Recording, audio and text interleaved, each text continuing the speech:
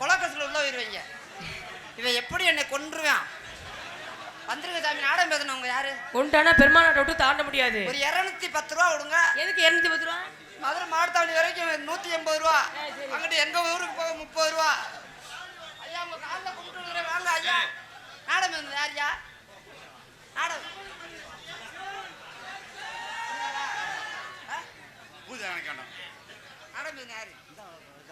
காசு எனக்கு ஒரு 310 ரூபா வாங்கி கொடு. எதுக்கு? நீயும் கொலக்கத்துல உள்ள